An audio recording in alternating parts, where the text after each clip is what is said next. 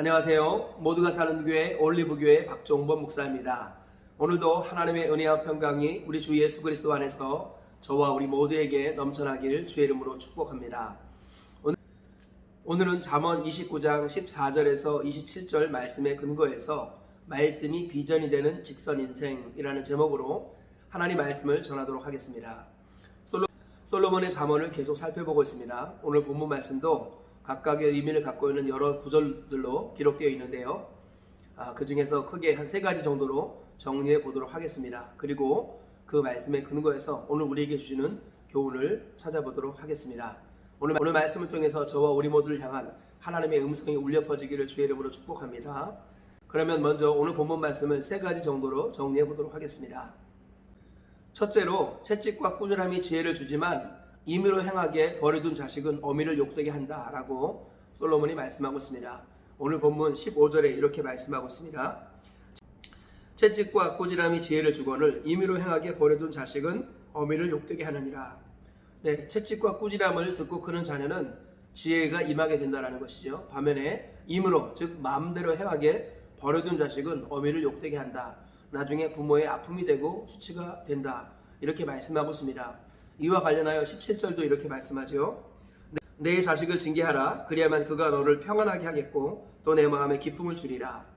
네, 자식을 징계하는 것, 이게 채찍과 꾸준함이지요. 징계할 때 그 자식이 평안과 기쁨을 주겠다. 이렇게 말씀하고 있습니다.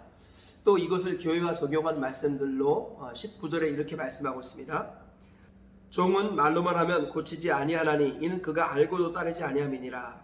네, 종에게 말로만 하면 절대 변화가 안 된다는 것입니다. 종을 대할 때는 말로만 대하는 것이 아니라 채찍과 꾸지람, 즉 징계로 대해야 한다는 것이죠. 그래서 이 종은 바로 가정으로 따지면 자녀가 될 수 있고 또 우리 교회로 따지면 성도라고 할 수도 있겠습니다.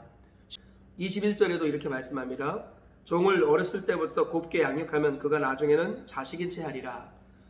여기서 말하는 종은 1차적으로 종이겠지만 교훈적으로 해석하면은 자녀와 성도를 의미할 수도 있겠습니다.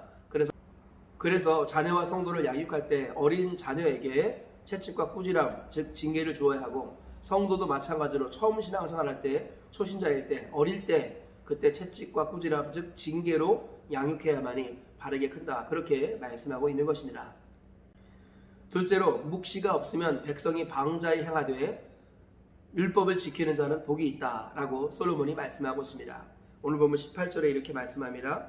묵시가 없으면 백성이 방자히 행하거니와 율법을 지키는 자는 복이 있느니라. 여기서 묵시라는 말은 다른 말로 하면 계시라고 말하기도 하고 또 영어로는 비전이다 이렇게 번역하기도 합니다.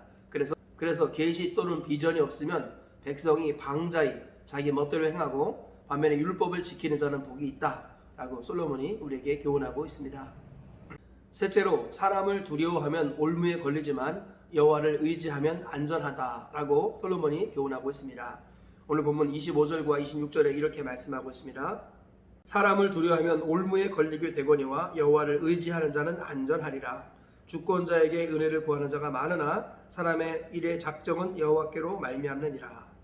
네, 사람을 의지하고 또 사람을 두려워하는 것은 반드시 부작용이 일어나지요. 그것은 불안전하고 우리를 넘어뜨립니다. 올무에 걸리게 만듭니다. 그러나 여호와를 의지하고 그분을 신뢰할 때 안전하게 됩니다. 모든 것의 작정은 하나님께로부터 말미암기 때문이다. 성경은 그렇게 말씀하고 있습니다. 오늘 이 3가지 말씀에 근거해서 교훈을 살펴보도록 하겠습니다. 첫째로 채찍과 꾸준함이 지혜를 주고 기쁨을 낳는다라는 것입니다. 본문에서 솔로몬은 채찍과 꾸준함이 지혜를 주고 그러나 멋대로 임의로 행하게 버려둔 자식은 어미를 욕되게 한다. 부모를 욕되게 한다. 이렇게 말씀하고 있습니다.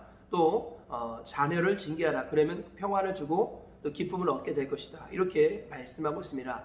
하나님께서는요. 자녀를 양육할 때 또는 목회자가 성도를 양육할 때 반드시 채찍과 꾸지람, 즉 징계가 있어야 한다고 말씀합니다.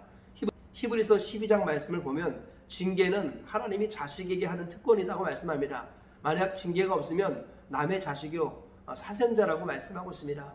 하나님께서는 자기 자녀를 사랑하셔서 징계하시고 그것이 잠깐은 힘들어 보이고 괴로워 보이지만 그것으로 하여금 반드시 아름답고 견고한 사람으로 변화된다라고 성경은 말씀하고 있습니다.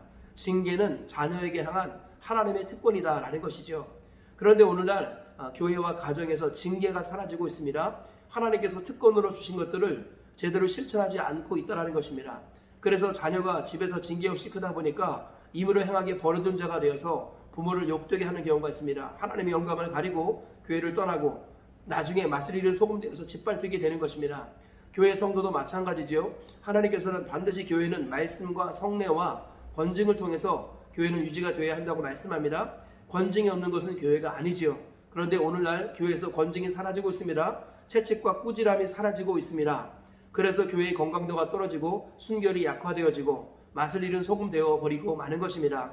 하나님께서는 교회와 가정이 DNA가 똑같다고 그랬지요. 그래서 모든 교회와 모든 가정은 전부 다 채찍과 꾸지람, 즉 징계로 움직여져야 합니다. 이 모든 것들은 기본적으로 하나님 말씀에 근거해야겠죠. 말씀에 근거하여 징계가 있을 때 그때 그 가정과 그 교회가 건강하게 세워지고 하나님께 영광이 되고 부모의 기쁨이 되고 또 교회는 평안 가운데 성장하게 된다라고 이렇게 말씀하고 있습니다. 오늘 징계를 행할 때 교회와 가정이 순결을 지키게 되고 거룩을 지키게 되고 또 하나님께서 붙들어 쓰시는 건강한 교회와 가정으로 세워진다라는 것입니다. 이 사실을 기억하시고 우리 교회와 우리 가정이 징계로 채찍과 꾸지람으로 건강하게 돌아가서 하나님께 영광이 되는 복된 교회와 가정 이루시기를 주님의 이름으로 축복합니다. 둘째로 말씀이 비전이 될 때 직선 인생이 된다라는 것입니다. 오늘 본문 18절 말씀을 보니까 묵시가 없으면 백성이 방자히 행하거니와 율법을 지키는 자는 복이 있느니라 라고 솔로몬이 교훈하지요. 여기서 묵시라는 말을 원어로 살펴보면 계시라는 의미가 있고요. 또 영어로는 비전이다 이렇게 번역하기도 했습니다.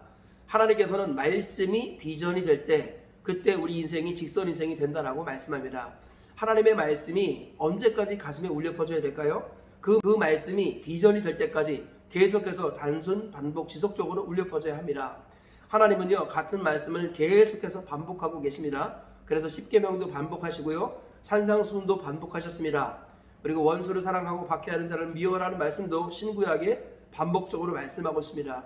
우리 주님께서는 모든 중요한 말씀을 반복적으로 강조하셨습니다. 왜 그렇습니까? 그 말씀이 비전이 되게 하기 위해서입니다. 비전이라는 것은 단지 목표에 불과하다 이렇게 생각하면 착각입니다. 비전은 나를 이끌어가는 것입니다.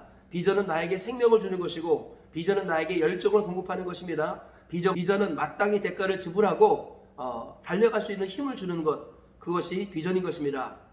그래서요 비전에 사로잡힌 사람은 모든 특권을 포기하고 이방인의 사도로 자기의 모든 기득권을 내려놓고 땅끝까지 가서 복음을 증거하게 한다는 것입니다. 비전에 사로잡히면 매를 맞고 감옥에 갇히더라도 복음을 증거하는 사람이 됩니다. 비전에 사로잡히면 자기가 번 재물을 하나님 나라와 교회를 위해서 기꺼이 쓰고 이웃을 위해 기꺼이 쓰는 사람이 됩니다. 비전에 사로잡히면 새벽을 깨우는 사람이 되고 비전에 사로잡히면 열정의 사람이 됩니다. 비전에 사로잡히면 땅끝까지 이르러서 주님의 제자가 되어 제자를 세우는 제자 삼는 사람이 된다라는 것입니다. 비전이라는 것은 추상적이고 애매한 단순히 목표 정도가 아니라 우리의 삶과 인생을 이끌어가는 힘인 것입니다. 하나님께서는 말씀이 비전이 될 때 그 인생이 직선 인생이 된다고 오늘 우리에게 말씀하고 계시는 것입니다. 그러므로 하나님의 말씀이 비전이 될 때까지 들어야 합니다. 하나님의 말씀이 나에게 울림이 될 뿐만 아니라 나를 이끌어가는 비전이 될 수 있도록 나의 말씀을 듣고 읽고 묵상해야 한다는 것입니다. 우리 주님께서는 제자 삼는 세계 비전을 우리에게 위임하셨습니다. 말씀이 비전이 될 때 직선 인생이 되고 제자 삼는 세계 비전의 사람이 된다는 것입니다. 우리가 이 사실을 다시 한번 기억하시면서 오늘도 말씀을 드릴 때 그 말씀이 나를 이끌어가는 비전의 말씀이 되기를 주의 이름으로 축복합니다. 그 비전이 된 말씀의 이끌림을 받아서 직선 인생을 살아가시는 저와 우리 모두가 되시길 주의 이름으로 축복합니다. 셋째로 사람을 의지하면 남는 것은 상처뿐이다 라는 것입니다. 오늘 본문에서 솔로몬은 사람을 두려워하면 올무에 걸리거니와 여호와를 의지하는 자는 안전하다라고 말씀합니다. 여기서 사람을 두려워한다라는 말은 사람을 의식하는 것, 사람을 지나치게 믿는 것을 말합니다. 즉 주 안에서 사람을 신뢰하는 것이 아니라 자기가 주인이 되어서 자기 중심으로 자기 생각으로 사람을 믿고 따르는 것, 이것을 의미합니다.